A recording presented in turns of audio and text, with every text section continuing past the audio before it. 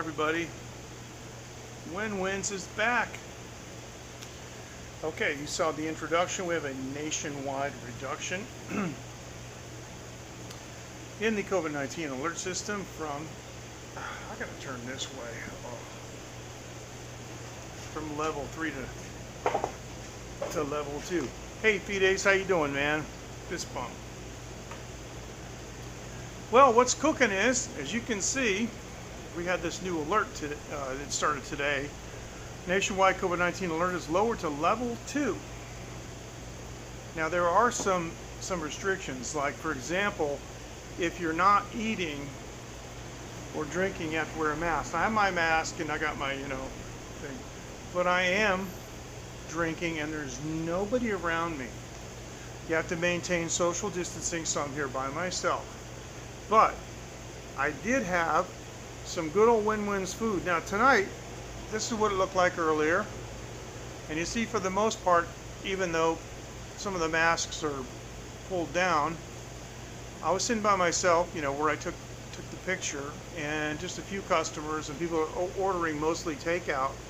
But I had this beautiful kale and oyster sauce dish. And then I got what we call in Chinese qingyu, which is kao qingyu, which is grilled mackerel, and that was just absolutely amazing. And I couldn't resist it because I haven't had this dish in such a long time. This is the famous, Wenwen's version of the Thai dish kapao, or as we say in Chinese, shang la fan. And so anyway, it was really good. So we're kind of back. And as long as the local cases stay low, because yesterday we had 10 local cases and 1 imported and no deaths. Today I forget what it was, but it's less than 20, so it's actually quite good. It's kind of hot here. What I'm going to do, because everybody has alcohol, so what I'm kind of going to do is take my glasses off just for a second. I'm going to spray a tissue with some alcohol. I'm just going to wipe my forehead as a coolant. Boy, that works good. So glad to see you, Fides. Hi everyone on Periscope, Twitter Live, and on Twitch, and on YouTube, where I have absolutely most of my interaction is on YouTube.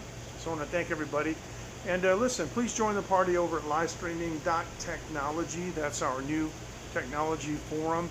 It's small, it's growing. There's not a whole lot of people there because it's brand new. But we'd love to have you join us. It's a place for live streamers and viewers to interact.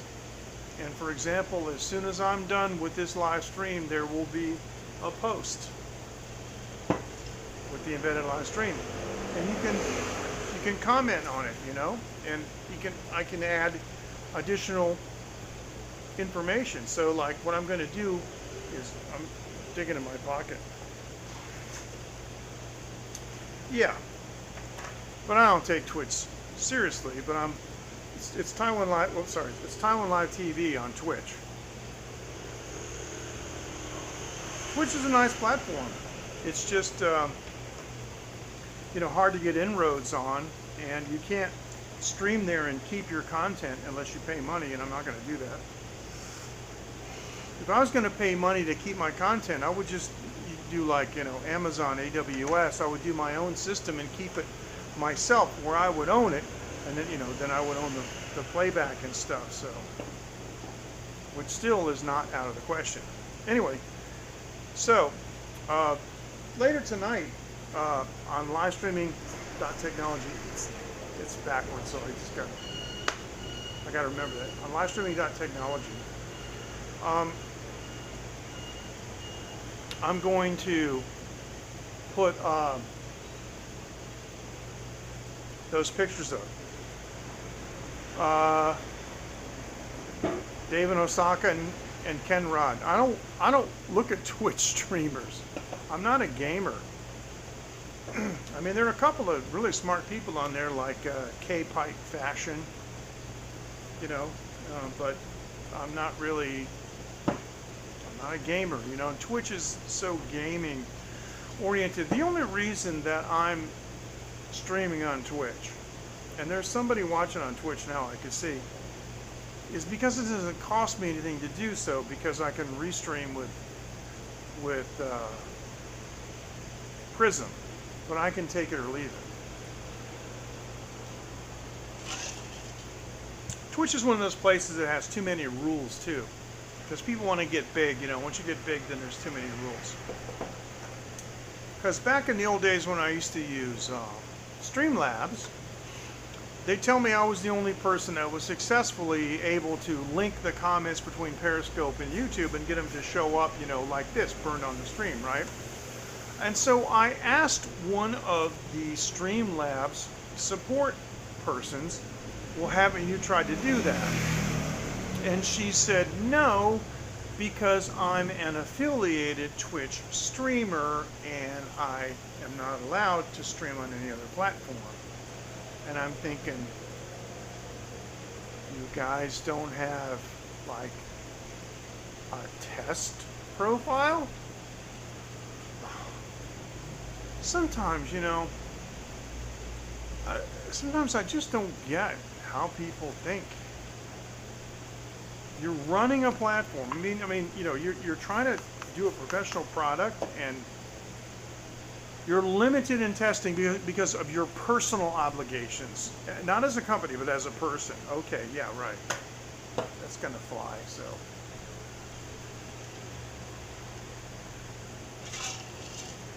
I know Twitch TV hosts a lot of.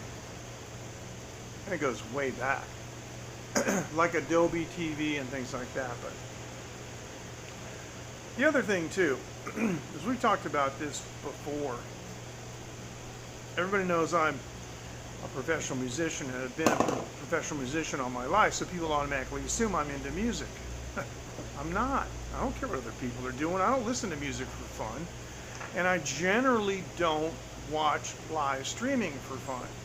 Like, you know, Dave and Ken, you know, and Casper, and, you know, of course, you know, John Ho and JL, and there's a bunch of guys that I know, you know, personally and I've met. But okay, that's cool. Good piece of trivia. But I generally don't cruise around looking for new live streaming content any more than I cruise around looking for new music, which is never. I never look for new music because I don't care. I'm doing my thing.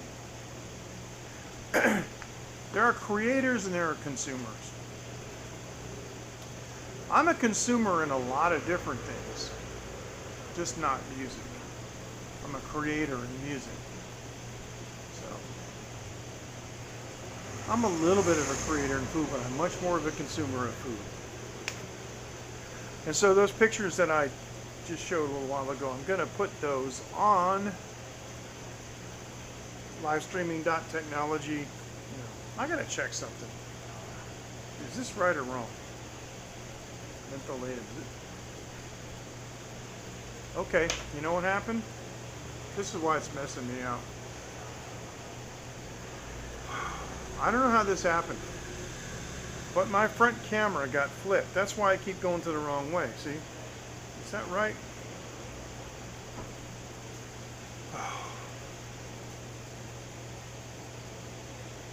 Hang on. I got to do this. This happened to me once before. This happened to me once before. This is flipped. And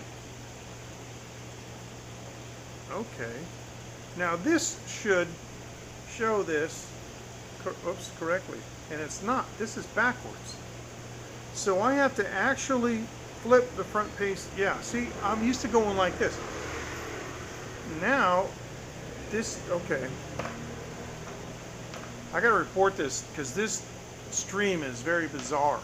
And here's what I want to do. While I got this like this, I'm going to screen cap this. Just give me a second. Hold on a second. Thank you. I just wanted to do a screen cap. It's easy to do a screen cap on the Xiaomi because it's a 3-finger pull down. Yeah, I got to report that to Jake. Anyway, this is how the place is supposed to look. And you know, I'm looking in the camera, and I guess I didn't even really realize it. But this is Wenwen's new place. Mr. Wu is gone from here. Of course, he went to the other place over there. And today, everything reopened on a kind of a contingency basis. And Commander Chen of the Central Epidemic Command Center has said that basically how we proceed, you know, forward from this is going to depend on how people obey, you know, the how well they obey the new rules for, you know, level 2.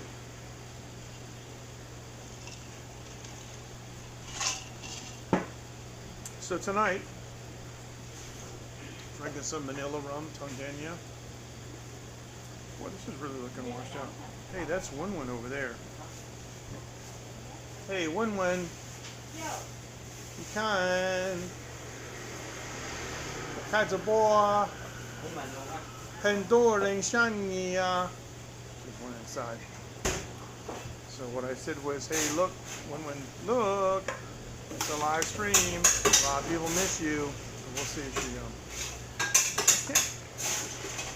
yeah, okay. There's something's going on sometimes with the exposure, and I can't lock it. And I have. All right, I'm gonna do this. I'm gonna do this right here. It's not gonna lock. What can I say? There are some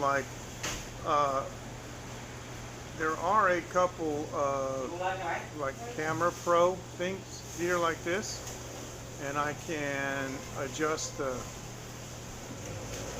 exposure down if I want to, like that. That's not bad. Close that. That's not bad. So I'll just leave it like that for a while. Okay. So they're slowly adding. Prism is slowly adding features. If you look in the corner here, occasionally you will see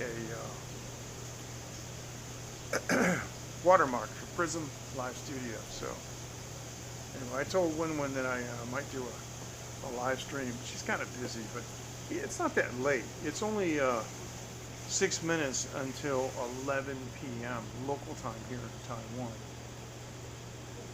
Excuse me, on Tuesday night. But the thing is, she hasn't been open for like 2.5 or 3 months, however long this thing's been going on. And it's not sure, you know, I think she might turn the lights out. She could be in the dark.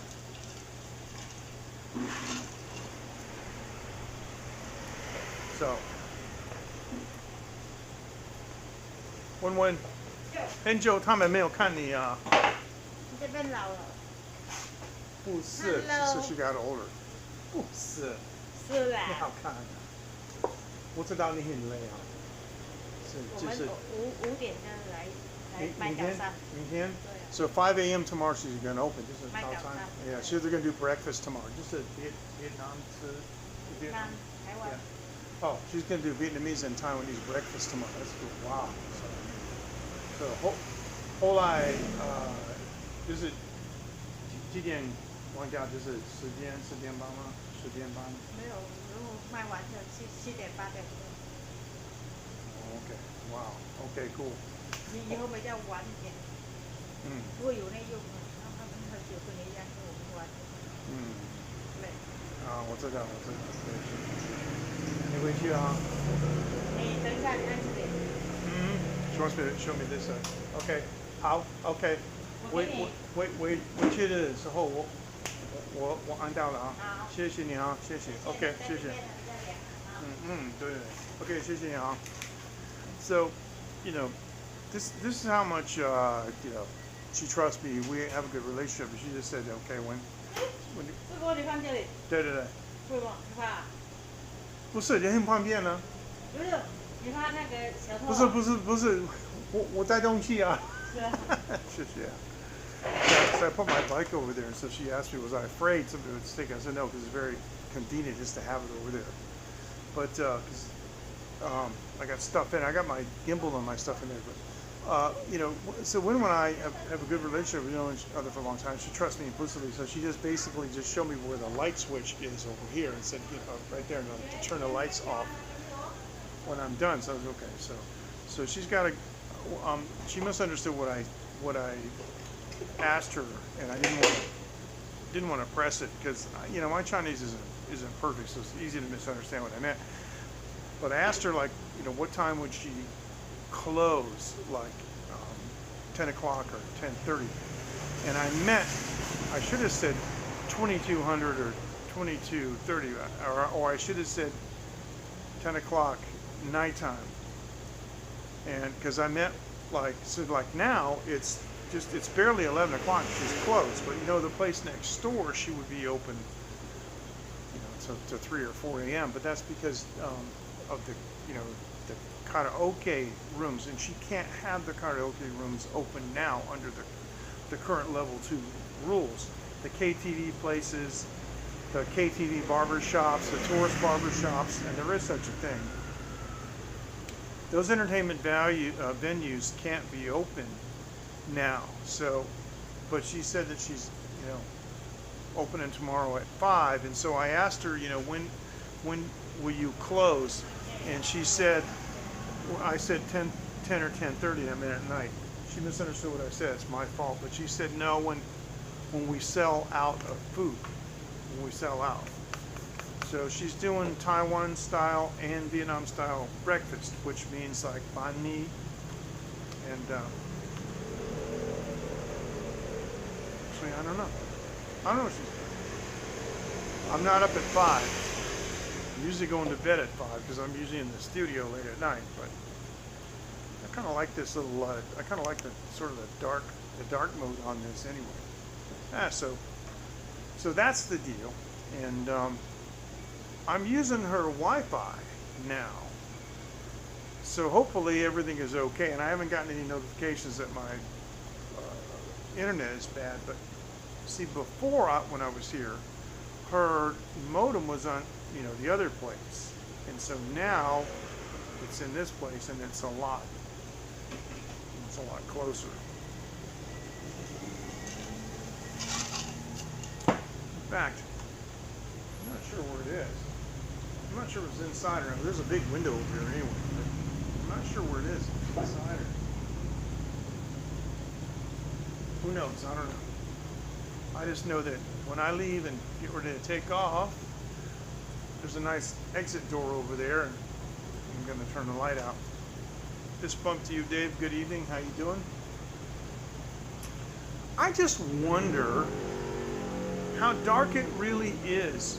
With Wenwen just left, and she told me to turn the lights out when I'm done streaming. She came over a minute. It's funny because what she said was, she said that she got older.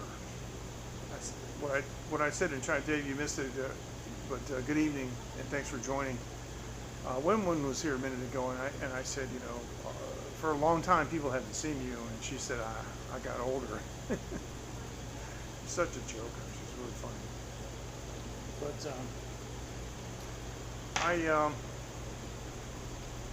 I want to turn the light out. J-Boy, fist bump to you. I want to turn the light out. I want to see how dark it is, okay? Hang on a second. Hang on. Let me turn out the light.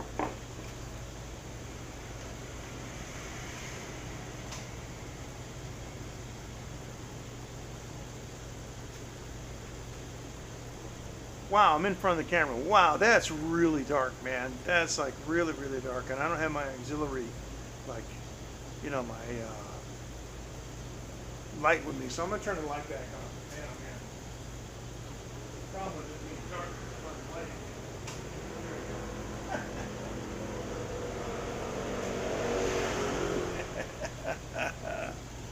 Oh, I just wanted to see. So I got my mask here, and according to these, Well, I'm not worried about that because it's kind of enclosed. Now, according to we have the nationwide COVID-19 alert. It's been lowered to level 2, which means that many businesses can open back up. And I'm just going to synopsize, the difference. It just means that now indoor activities can have up to 50 people. All right, Dean is asking me on the Line app. Yeah, okay, thank you, Dave, thank you. Dave said that I'm live. You see, I get these pull down notifications, and Dean was asking, was the grand opening going to be scoped? And so Dave, very kindly, thank you, I appreciate it, told Dean that I'm live now. Okay, but the level 2 means a couple of things. 50 people inside, 100 people outside. And places like karaoke, or KTV are not allowed to open, which means that's why she's, her rooms are shut now, right?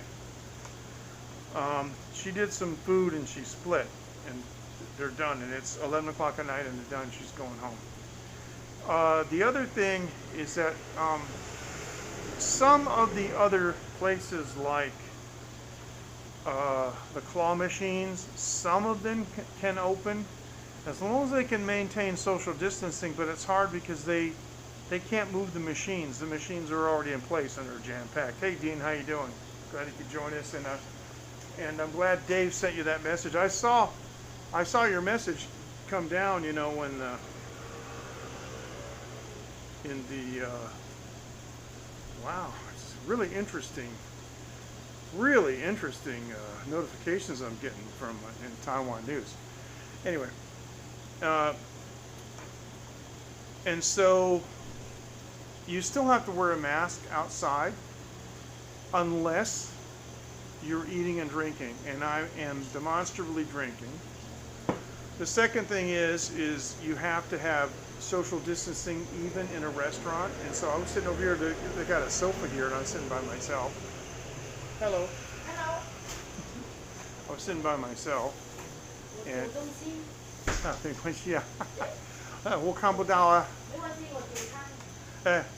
看不到不知道哈，是不是？ It's like saying, see no evil, hear no evil.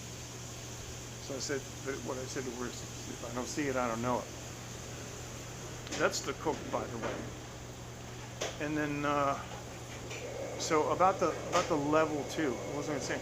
Oh yeah, they're going to see how things, progress, and if people generally obey, because there's always scofflaws and stuff, and the numbers continue to go down, it looks like, everything's under control, then they will gradually open up again. But under level 2, before, we never had to wear masks outside. We only had to wear masks outside until level 3.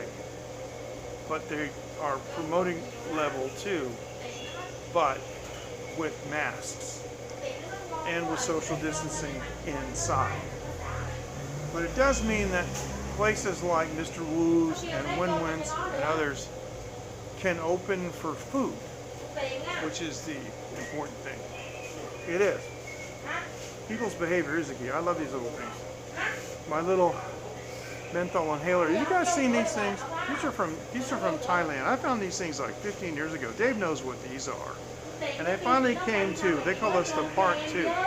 They finally came to Taiwan, and it's a menthol inhaler. And this really keeps my sinuses clear. But on the bottom, there is, well, you gotta unscrew it. The bottom has a reservoir of the oil, the mentholated oil. And, yeah, well, Vicks is a brand name in the United States, and it's a very specific thing. But yeah, a lot of stuff though, and I know in Hindi is robbed from English. Now, if you do this and you kind of break this open, you have access to, I don't know what you would call that. It's like a filter material, but that's where you wet, you wet this with the oil, and that's what makes the vapor. So it's pretty cool. But yeah, these things are really popular, and I discovered these a long, long time ago, and I had to I had to go all over the place in Thailand to find these. These were like 5 baht or 10 baht. They're ridiculously cheap. They're like 20 cents or something. And they're in blister packs on a big, strip that you could just tear them off, right? One at a time. So I bought like 2 long strips and brought them back to Taiwan and gave them to all my Taiwan friends. But now you can get these in 7-Eleven in Taiwan, and they're like 6 times the price. So kind of funny. Yeah, I know. Your nose is sore, I know. Well, fist bump to you, J-Boy. I'm sorry to hear that, man. I mean, I'm glad you got, that repair work done. Now, I'm really surprised that the chef lady is here. I mean, she was inside. I didn't know anybody was inside. I mean, it's none of my business, but Wenwen and all the rest of the folks went home, so it sounds to me like she just wants a little snack. But, now, you guys know me. I'm not judgmental. Yeah, Dave, and I know, Dave, that you know those from Thailand, right? And so you probably thought it was pretty cool when you saw them in Japan. I would imagine they're in Japan too. It doesn't surprise me at all. They really have gone around. But I haven't asked my family by showing like a picture of this to my sisters or my brother. It wouldn't surprise me if they had these in the States. But as I recall, when I went to the States and took this with me, nobody had seen it. But so anyway, you know me, I'm not judging, but I mean, like 1 minute after she came out, some dude came by, so it's cool with me. I kind of feel bad. I'm gonna say this. I kind of feel bad for some of these ladies here because they work all the time and they don't really have time. Seems like. To find somebody, right? Yes. But the funny thing is, this one is written in English, because for the Taiwan market, but it's actually transliterated Thai, Hoi San, that kind of stuff, right? Freshen to relax. So it's definitely like, pocket travel. It's definitely like Thai English. So, pretty interesting. But all the ones that I used to get, the Mark II, 2-in-1 refreshing and aroma oil stick. So, the ones that I used to get all had Mark II in English, but the rest was in Thai. But this chef here, she's a nice lady, but I saw her one night. And the word cocked, yes, it is. And what Dave's talking about is this right here. The Hoi San, yeah. There you go. But, MJ's been around the block, seen a lot of drunk ladies, and she was 3 sheets to the wind and yelling in Vietnamese about something that could only be relationship related. And after that, she seemed really fine, so that's good. And this chef lady has always been really good, and very nice to me. And sometimes I'll have not too much, but sometimes I'll have a kind of a unusual kind of request where I ask her to make something for me. So, oh, you know what? Wenwen left and I didn't even pay my bill yet. So I told you she'd trust me. Holy cow. I got to pay her tomorrow. So, hey, let me ask you guys something. Remember when we used to get soy sauce and eggs? Chồng có ăn được hành phi không ta? What do you think? Should I get some soy sauce? Hành phi để là Nguyễn Quang. Eggs? I mean, eggs and soy sauce? What do you think? We haven't had that for a long time. She's standing right over there. And down underneath, there's a whole flat. There's a whole, like, crate. There must be about 40 eggs in there. I could ask her to make me, like, 3 eggs. So, what do you think?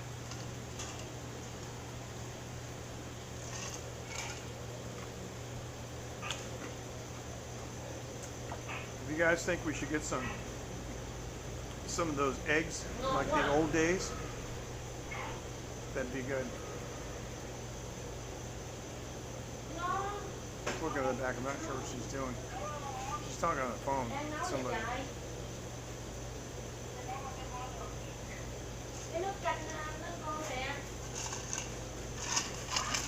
At least she's not yelling like she's yelling on the way back to Vietnam.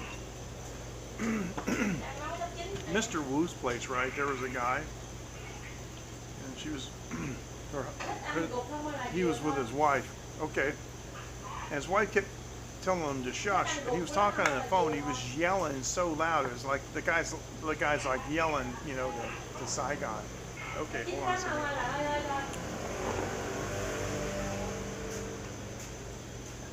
Hello. Này, Hey. một chỗ东西， Hey.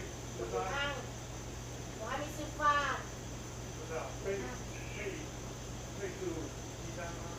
嗯，一单一单，可以吗？你要煎吗？ 3个。好，可以吗？我帮你弄3个荷包蛋的啦。 OK，谢谢啊。对，等我煮汤好了。慢慢。等一下。我不知道那天忙吗？ 没有，煮汤好的。有啊，可以啊。OK，谢谢啊。All right. So I said, "Can you cook something for me?" She said, "I haven't eaten yet." I said, "I know. Can you cook something for me?" What do you want? I said, just 3 eggs. Okay. She said, "Okay." And I said, "Take your time. I know you're busy." And she said, "No, I'm not." So go figure. That's Asian politeness. That's really funny. And Dave is very familiar with the Asian politeness algorithm. So she's telling me, you know, politely, no, I don't want to. Right? So can you make some eggs for me? I haven't eaten yet. That means I really don't want to. No. I said, yes, I understand, but can you make some eggs for me? Okay. So she agreed to, and I said, "Take your time. I know you're busy." She goes, "No, I'm not." She's being polite again. So yeah, that's how it is. People don't really understand the Asian standard of politeness, but we have. I know there's a word for it in Japanese because I saw it, but we don't have the same kind of word in Chinese, but it basically amounts to polite lying, where you don't necessarily, you're not necessarily lying, but you don't like tell the entire truth. Because, you know, in some of these places, especially countries like Japan and Taiwan, they're so dense. Okay, I don't know what those words mean.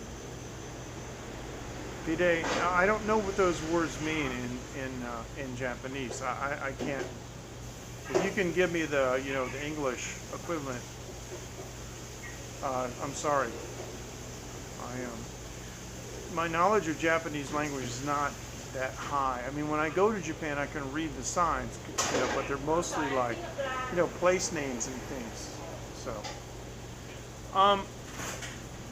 well, a little white lie in English in American society is meant to mean a lie that doesn't harm anyone, and it's something that you can get away with. In Eastern society, what it means is you don't tell people the entire truth because you don't want to make them angry with you, because you got to live next door to them, and you got to, so you know, you say things like, oh, I'll call you tomorrow, and you never call. Or no, I'll move that right away. Or no, I'll excuse me, no, I'll pick up that trash right away. Things like that. But you don't have the intention of doing it. And they know you don't. But you just gave them, you know, the correct answer. Right? You just told them, you know, what they want to hear. Being real versus wearing a mask.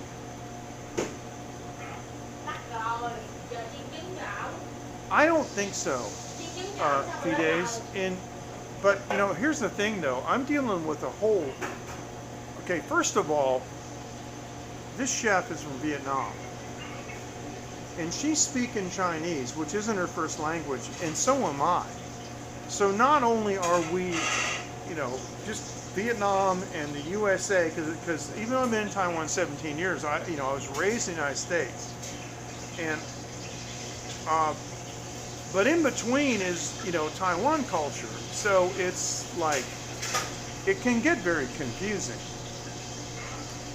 And so, yeah.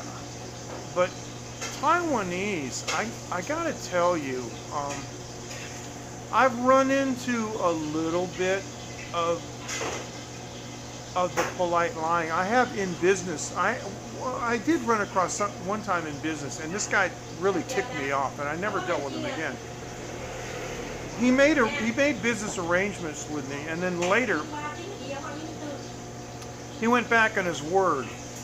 And the reason that he said that he went back on his word, he said was, well, I made that agreement with you as a friend, not as a businessman. So I didn't feel obligated to keep my word. This guy actually said this. Okay, so you regard our friendship as a lower level than our business relationship? Yeah, okay, well, I guess I won't be seeing you anytime, and, you know, you're not getting any cards from me on holidays. I did run across that. I have run across people who sometimes will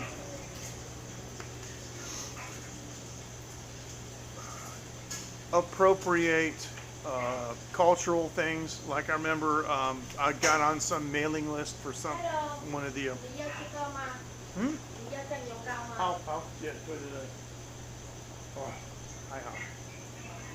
She asked me did I want the thick soy sauce. Yes. The酱油膏 it's called. Oh, 谢谢谢谢 哦，漂亮。好啊。OK 好，谢谢你啊。你很累哈。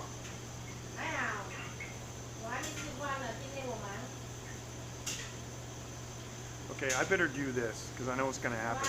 This is going to be one of those fail army videos. If I don't hold this while I'm tipping this, look at that, guys. Boy, you know what we just did? We went back to 2017 or maybe 2016. I got a little bit of the thick. Okay, soy sauce is called 酱油. Okay, 酱油. Yo means oil, but it's not really oil, but that's what they call it, 酱油, right? So 酱油膏, gao means high, but it can also mean great in some respects. But anyway, in this particular context, 酱油膏 means thick soy sauce. So this is not your average little soy sauce. So I've got the wrong end. This is the thick stuff. I don't know if you can see how. See, this is not like this is not like the drippy soy sauce. This is, oh yeah. And she hit these, man, in the wok with plenty of oil. And let me tell you something. They're so hot, the bottom of the darn plate is burning my fingers. I gotta like hold it by the edge. I love this. And the only other person, right, who used to do the eggs, Mr. Du, remember him? He went back to Vietnam, by the way.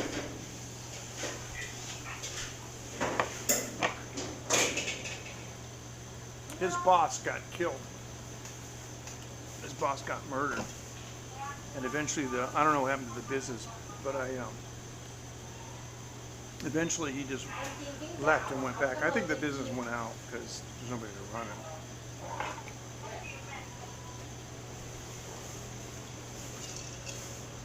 But about these little white lies and stuff, Taiwanese are generally kind of what you see is what you get. But there is a certain faction of people here that will look at me, and because I'm different, and they figure that I don't, deserve a truthful answer or don't deserve for them to be, upfront and straightforward. But that's the vast minority of people.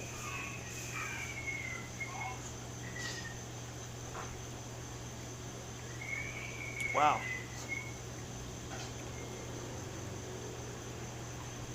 It's amazing. So I got to come back tomorrow. I got to pay Wenwen because she just, didn't take my money. But it's not unusual. Because sometimes I've been over there over the last 8 years or so,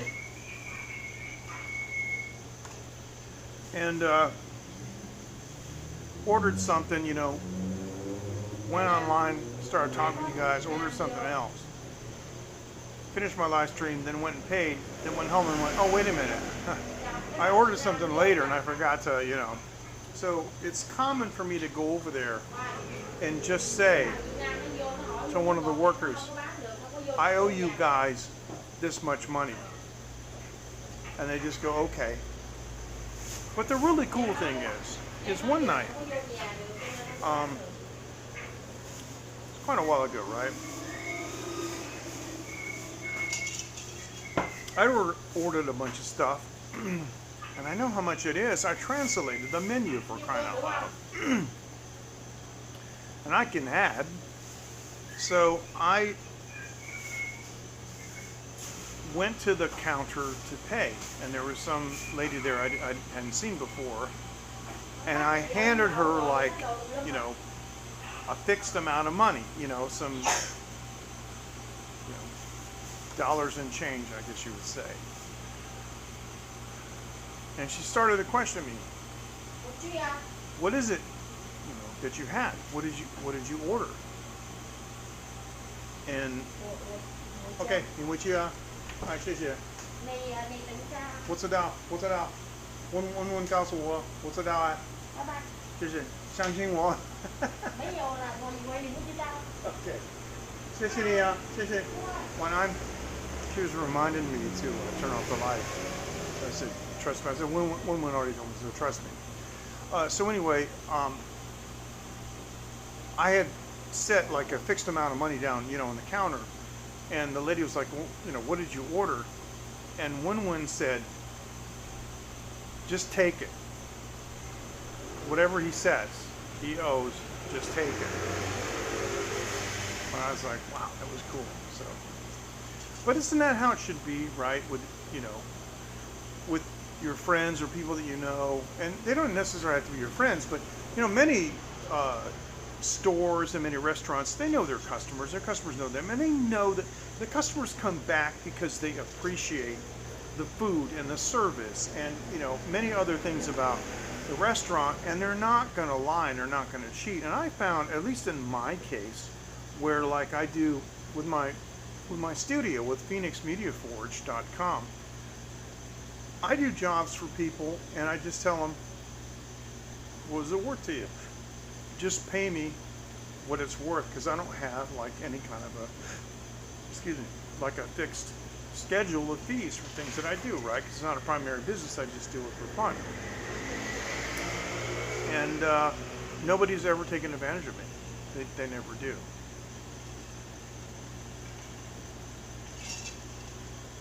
Anyway, I can always say, you know where I live.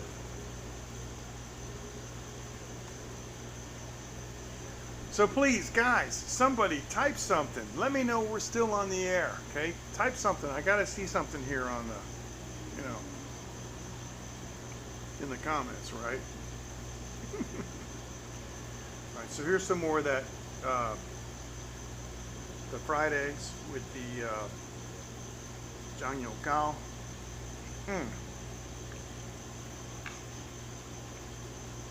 Wow.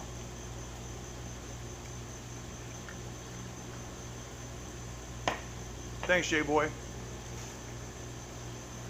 Wow, it's amazing. Thank you. No comments for, like 10 minutes.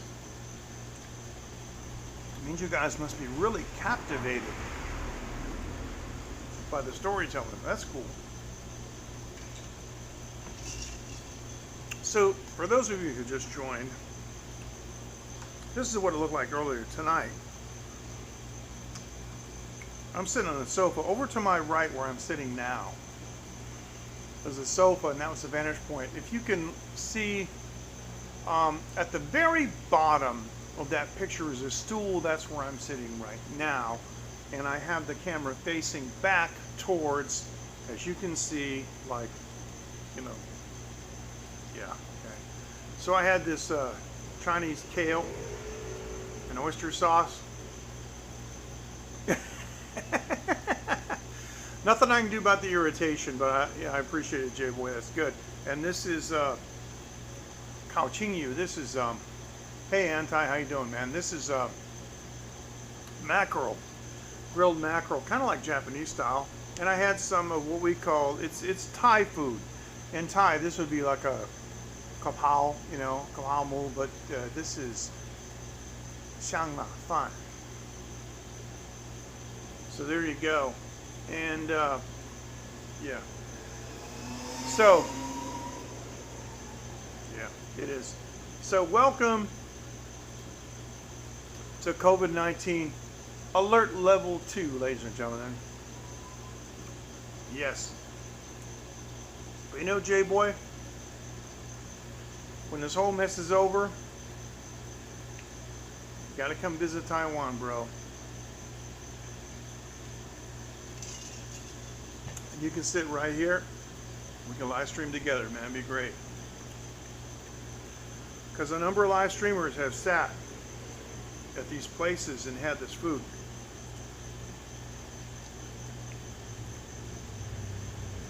And had the great honor of having David Osaka at the other original place and check out the food.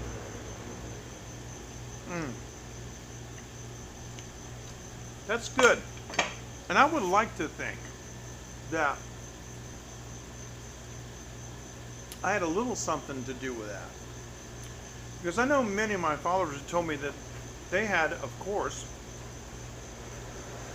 no earthly idea whatsoever what Taiwan was about. And being on Periscope, I remember I would go in other, that absolutely, man. I would go in other people's scopes as Taiwan Live TV. And they would be like, oh, you're so lucky to live in Taiwan. You guys have elephants. And it must be so cool to go in the forest and see elephants. Yeah. Our elephants really love those, 2,000 and 3,000 meter mountains that they have to climb over. So, yeah. Excellent. And of course, we're hoping Dave can come back too, and we'll all get back to normal at some point, because we had SARS. We had MERS, and it all died out. If people will just stop politicizing things and just use common sense measures This will die out too. Right. This will die out too. And yeah. And when it does. So, you know, you guys have a friend here. And we can go anywhere you want. I got a nice 7-seat van. And one of the things I love to do is host people. Remember in 2014, there are 2 bloggers from Australia. If you look them up, their nicknames are Snap and Stray. Look them up, Snap and Stray. They're a really nice couple. And they came here in 2014, and because they contacted me because of, you know, my, you know, I'm an avid blogger, right? And so it was my pleasure to host them. It was really a lot of fun.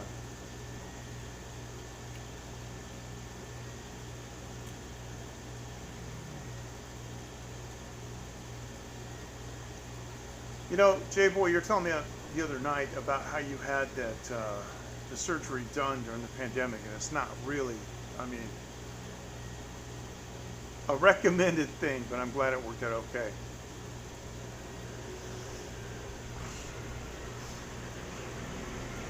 Yeah. Hey, anti, well, I mean, what do I call you, man? I can't keep calling you anti, right? And I know you got a Chinese name. If you want to just type that, that's okay too. Hopefully I can read it, but I'm just saying, I mean, should I just call you anti? Because it sounds too much like auntie. Hey, I, it's, you don't want that. But,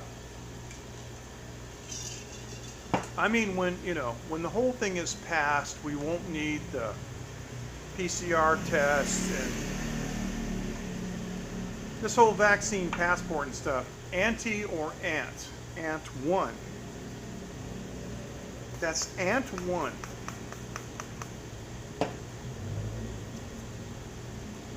Is your name Anton? You can trust me. I won't tell anybody, I swear. Anton, is that it? Auntie?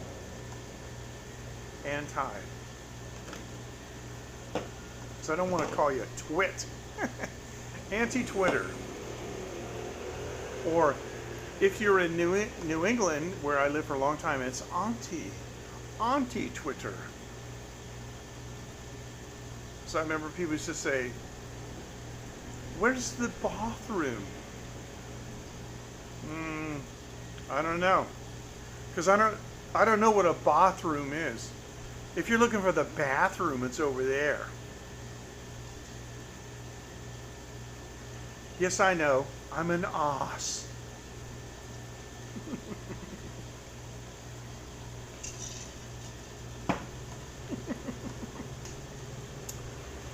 I like to have fun. I really do like to have fun. See, when I went to Boston when I was 22, I'd been living in North Carolina, and I had been on the road in a band throughout the South. And I mean like, you know, Florida, Georgia, South Carolina, North Carolina, Virginia, and, you know, mostly in those states. And the accent and the pronunciation is completely different. And so, anti-British, no, not at all. Not at all. But here's the funny thing. I'm glad you brought that up, J-Boy, because I'm not anti-anything. You know I'm not anti-anything except stupidity and incompetence. Those two things. I am anti-stupidity and anti-incompetence.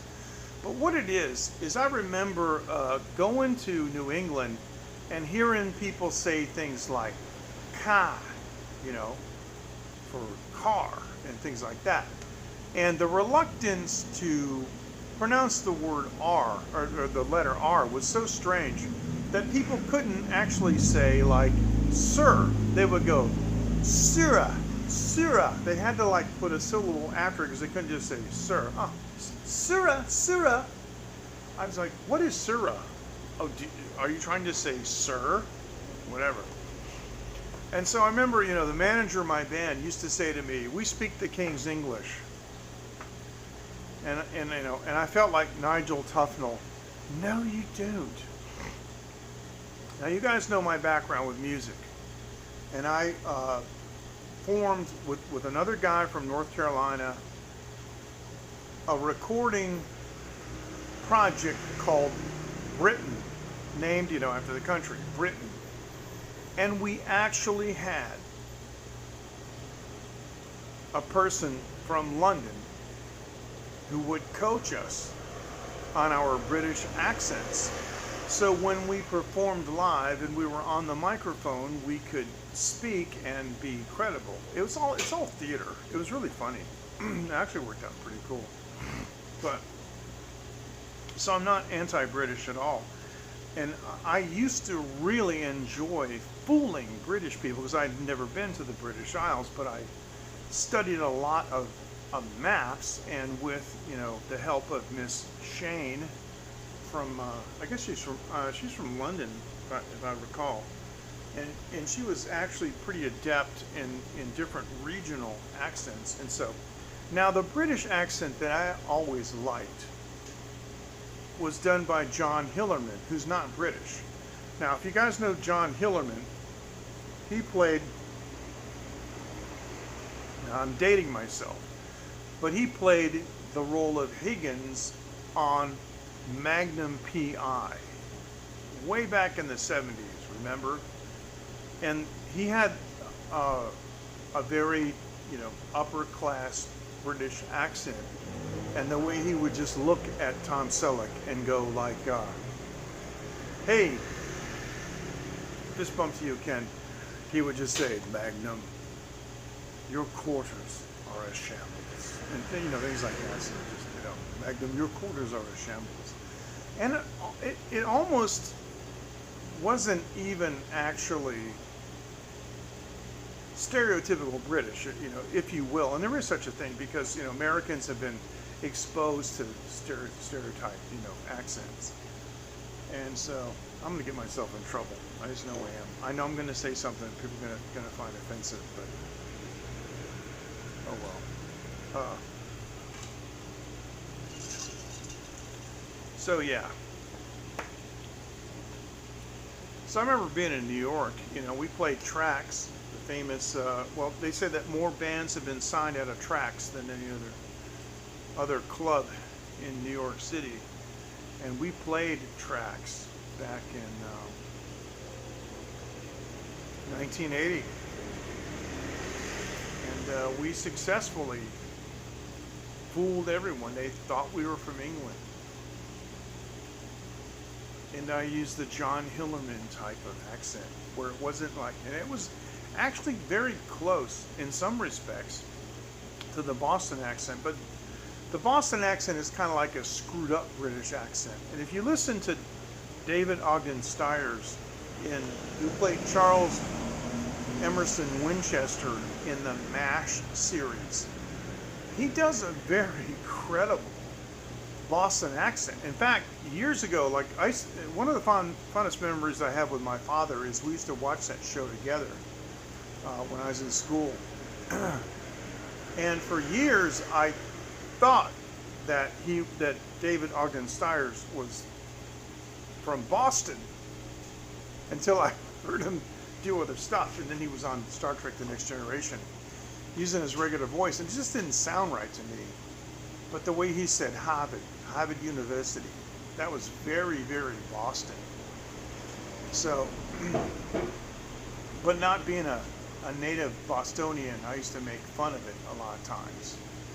And sometimes doing the Britain thing, even in you know, we were in Boston, right? Hey Jan, how you doing? Oh, it's good to see you too. Thank you for joining us. You know, the band Britain, supposedly from England, but in Boston, I would use my knowledge of the two accents, and I would sometimes, without people really realizing it or knowing it, would make fun of the Boston accent while doing the British accent. It's kind of hard to describe, but you'll just have to use your imagination. So, Jan, how are you doing? Ah, it's so nice to see you, and I appreciate the really nice messages that you have been leaving on my previous streams. Thank you so much. How are things? Listen, I know you're really busy. Jan is a home healthcare provider for two people that rely completely on her, and she is doing like this Herculean job, and it's amazing that you have, you know, time to join us. I really appreciate it. You know, some live streamers get upset. Where have you been? I haven't seen you, because you know, it's all about them, and you gotta fawn over the live streamer and stuff. And I realized that people have lives to live, and they have more important things to do than watch me just talk about stupid stuff. But I appreciate, Jan, when you take time out of your busy schedule to join us. I really do. So thank you so much.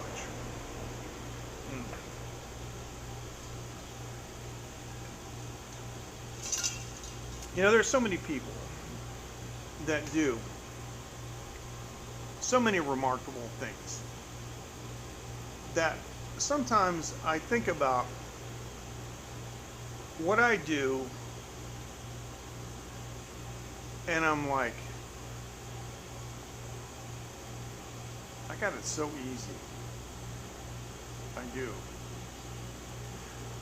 I got it so easy. Now, granted, a lot of the fact that I got it so easy is because I, you know, made some wise decisions before, you know what I'm saying? So I appreciate that. I appreciate that, J-Boy. Thank you. And you know what? You've been with me since the beginning, man. So I'm looking forward to meeting you sometime. I know you're not in India. I got more chance of going to India than I do going to the States, but I should be back at least some point when this is over. My daughter's never been back, and I would like for her to meet her two aunts and her uncle, you know. But and my mom is still alive too, but she's not, you know, too cognizant. But I think if I saw my mom, I think she would recognize me, and I think if I introduced my daughter, she would know who she was, you know, and at least for a couple of minutes. So, you know, I did. Oh, I had a lot of troubles, and I had a lot of medical problems, and my goodness, and economic problems. But you know, I'm not going to whine about it. I'll tell you about it. That's the ice machine. I'm not going to whine about it. It is what it is. But you know, I did make some wise decisions and set myself up for where I am now. But I got to tell you, you know, it could have gone the other way. But there are people that are doing, you know, some really remarkable things. Yeah, Phoenix, she's really something. Phoenix has an online summer camp this week, and it's all girls her age, and they're sewing. She's interested in sewing, so she says to me, I designed this t-shirt. I said, really? So she showed me this portfolio of like 5 t-shirts that she designed, and so her and mommy were working on it today. And she's got this t-shirt. I'm gonna show you guys this photo. I'm gonna photograph it, show it to you. But she designed a t-shirt themed on sports. So she made like a tennis racket. It's all made out of pieces of felt, you know, that she's cut out, like the crisscross for the, you know, the strings and the frame and the handle. And then she's, you know, she made a tennis ball, she made a badminton birdie, she made a basketball, and some other stuff, and she's sewing it all on this shirt, and it's just amazing. And some of her musical stuff that she's doing with her piano lessons and things. I gotta tell you, I am blessed. And one of the biggest problems that parents have is rebellious children. And my Phoenix, you know, no matter what I say to her, it's like, okay, Papa. Wow, that was easy. Yes, It is. It is. And I try to encourage that, and not, stifle her. But I tell her things like, it's easy being your papa because you're a good kid. And I think it's important because I never had my parents' approval. Even to my father's death, he never approved of me. He never told me I did a good job, even though I was like 5 times the engineer he was. And I solved problems that he couldn't solve for 30 years. I remember one problem I solved in 30 seconds. I'll tell you about that if you want to know. But I mean, so I tell my daughter that I approve of her and she's good.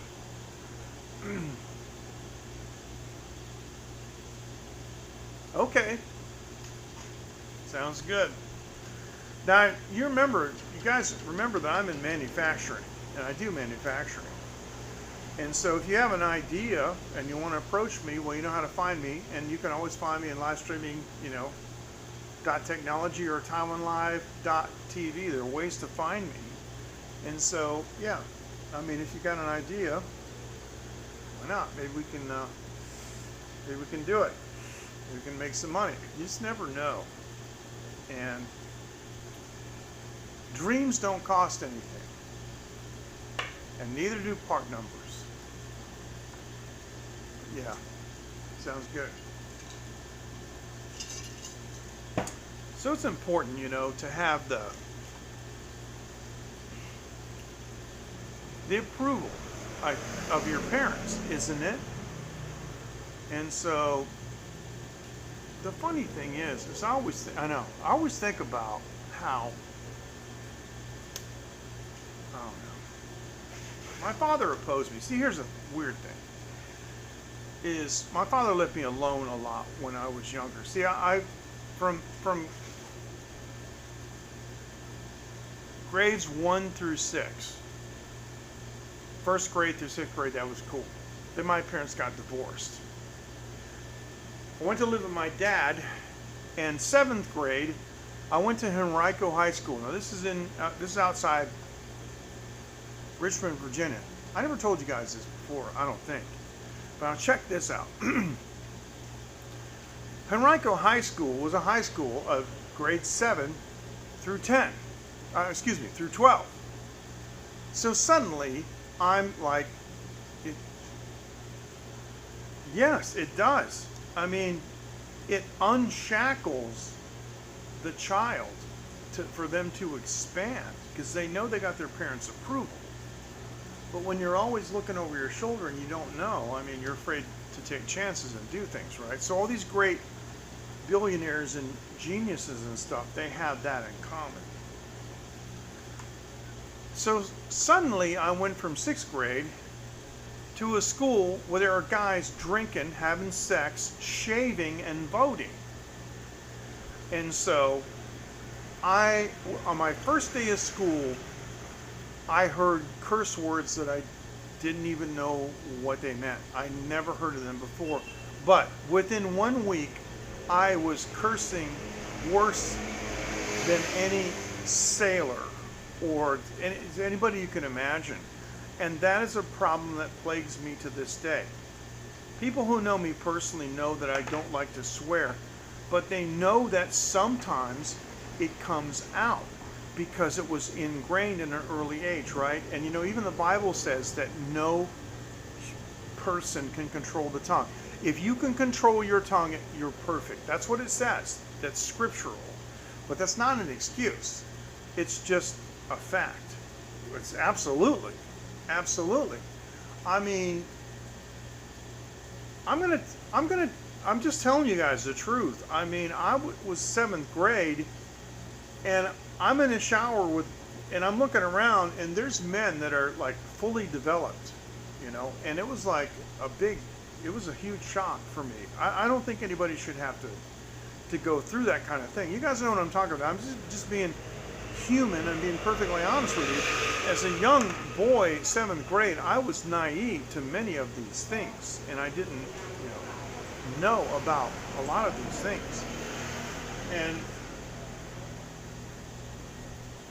one thing that I'm doing is I am preparing my daughter for the eventuality of becoming a woman, and so is my wife, and we are united in that. So these kind of things don't shock her. But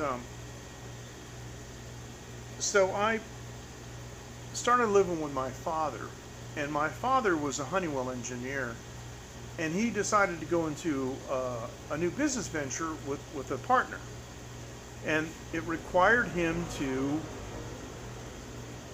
travel, and so he left me alone.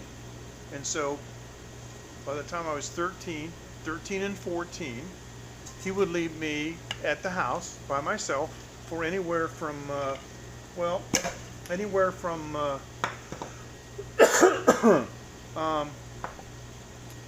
maybe 4 to 8 weeks, or maybe a little more. And so, I had a bank account. I would buy groceries. I did the laundry. I did my own banking and stuff. I never, ever skipped school, even up to the 12th grade. I never skipped a single. I'm telling you, I never skipped a single class of school in my life. And he trusted me, and I never violated that trust. The police were never at my house, and I never smoked. I didn't take any drugs. I didn't have any girls over the house or do anything that he would consider to be, wrong. But yet, I always had this feeling he was disappointed in me somehow. And I don't know why, because in the neighborhood where I grew up, all the other kids around, when my parents got divorced, there's a girl at the end of my street called Carol Holston, and I hope you're watching, Carol, because remember, your parents told you that you weren't allowed to play with Mikey Klein anymore? Remember? Because her parents are divorced? Right. And a year and a half later, you had to move away because you got pregnant. It's the kind of stuff I had to deal with, right? So, yeah, try to serve me papers. I'm in Taiwan.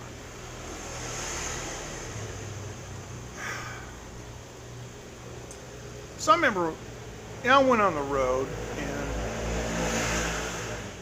I had long hair. I came back. My fingernails were long, and they were all polished and stuff. I was, on stage, 6 nights a week. Came to visit my dad. I had a 1954 Gibson Les Paul Special in my guitar case. Now, if I had that guitar today, somebody would rob me for it. It was back in those days. It wasn't that rare, but a 1954 Les Paul Special. That's the uncarved top. That's a really interesting, a very rock guitar. Probably worth about 12 or 13, maybe more, maybe 15,000 US now. But I had this guitar, and I came home and I visited my dad for a week, and he looked at me and he finally said to me, son, I finally understand you want to play. I just looked at him. I didn't say anything. You see, when he was gone, okay, a couple months at a time, I had a drum kit. Electric guitar, acoustic guitar, piano, organ, banjo, accordion. And that was just the big stuff. I had things like ocarinas and harmonicas and stuff. I had musical instruments, like hot and cold running musical instruments. I played all of them, all the time. I'd spend 3 days playing drums, and then I'd spend 3 days playing piano or something. Then I would go and I'd play piano. And an accordion is just a piano on the side, and they got, buttons to do chords and stuff. So chording really wasn't that hard. It was just getting the bellows part right. And the banjo was a completely different instrument and a big challenge, but I really enjoyed playing that. And plus I had weights to lift and stuff. And so when my father said to me, I finally understand that you want to play, I really wanted to look at him and say, what on earth did you expect? My mother was a recording artist and a professional singer and a musician, and so well known that Peggy Lee would come to town and ask my mother to take a bow. I mean, what did you expect? So, yeah. Matthew, fist bump to you. Yeah, well, I hope I'm a great musician. But I got to tell you, I've been working on some new stuff, and I want to tell you about that too. But do you know what I'm saying? It's like, how can a parent feed their kid something and then be surprised when they do it? I mean, when they follow it. Matthew, how are you? And how's your family doing? How's Mr. Grayson? Anyway, now, as a young musician, when I moved to Boston, early on, I got a production deal with the studio. And fortunately for me, by the time I was about 23, the vast majority of songs that I had ever written, I recorded. There were only a couple that I never did. And so I got my, studio going, and I'm doing a lot of tunes. And by the way, I've been recording and upgrading my technology and making improvements, and I purposely have not finished any songs. And I know it sounds weird, because I know a lot of you are saying, why are you taking so long? Why haven't you finished anything? Why haven't you released anything? I have a very, very, very good reason, and I'm not ready to reveal that yet. But by the end of the year, I'll be ready to reveal why, and you'll understand, and it'll make a whole lot of sense. And then all of a sudden, I'm going to explode with all these things that are going to be finished. So, excellent. Thank you, Matthew. Excellent. But what I have been doing recently is, revisiting some of those old tunes that I wrote that I never recorded. And so this week,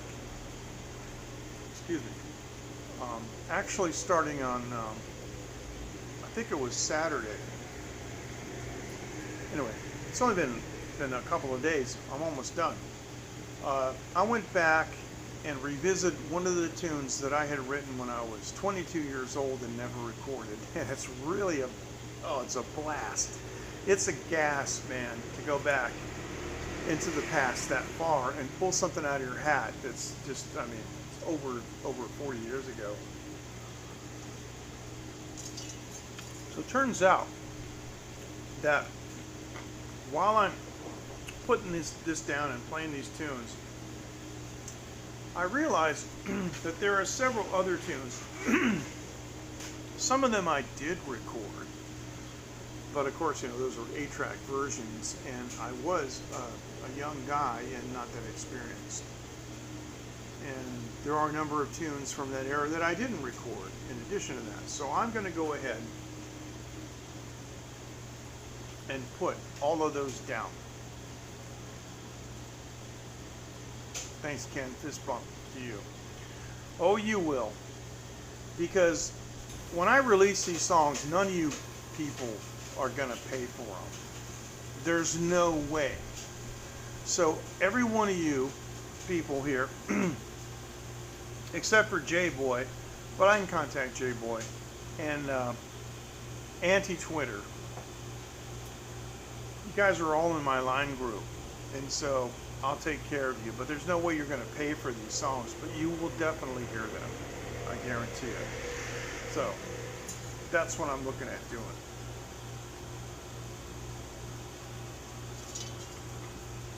So This tune that I'm working on is called All Alone. And it's really amazing because I wrote it in my head. Didn't write it down. Wrote it in my head. I write a lot of stuff in my head without writing it down. It's just I have such I have this ability, you know, to see the notes and the chord structure in my head. It just has to do with having a good musical education when you're young, which is one of the reasons that you know Phoenix is studying English. So it's my pleasure. I mean, studying piano. Phoenix is studying piano at such an early age. So I wrote this song. I never wrote it down. I never even wrote the lyrics down, but I still remember everything. And so the point I'm trying to make is I wrote this on a bus going to see my girlfriend at the time. And it's called All Alone. And it's about how she spent much of her time all alone waiting for me because I was busy in the studio, that kind of stuff. So that's what the song's about. So it's interesting that this is coming out.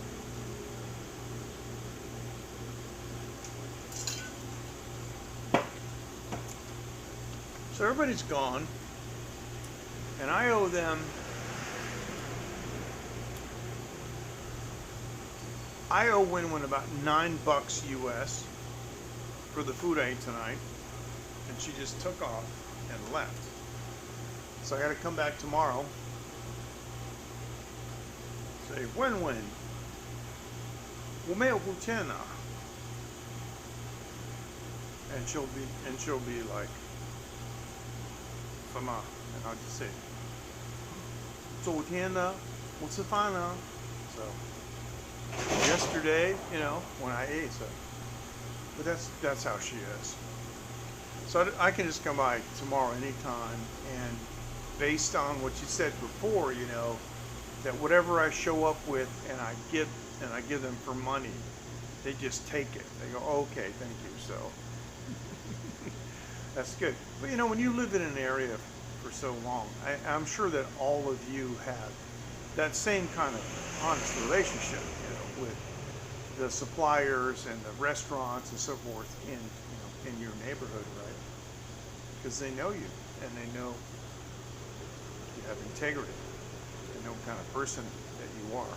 It's amazing though, because you work for so long to develop a reputation, but mere suspicion can often destroy that. So we have to be careful what we believe, you know, when we hear suspicious stories. So, but anyway, we're here at Wenwen's. We're back open. We're on level 2, but I think we're gonna be okay here in Taiwan. I think we're gonna be good. Thank you guys so much for joining. I appreciate you being here for like the inaugural, you know, if you will, reopening of Wenwen's. Is great. And we'll see you next time. There is a market right up the street. It's an afternoon market, and they're open too. So I'm going to investigate either tomorrow or the next day, maybe going up there in the late afternoon and doing, you know, some field work from there, because it's really it's a cool market, and you know, it's important to us here in Taiwan to be reopened, because Taiwanese, I think more than any other people that I've ever been associated with, value their freedoms, and they'll fight for them too. It's pretty amazing. So thank you, J-Boy. Thank you, Matthew. Jan, I know Ken Rod's gone, and Dave, everybody else, and Auntie. Hope I haven't missed anyone. You guys take care, and we'll see you next time, all right? And you know I'll be on, thank you, Jan. You know I'll be on at least on Thursday, like I usually am. So, guys, take care. We'll see you next time. Here's a big figure. Bye-bye. Have a good night. See you. Take care. Thank you so much. Thank you.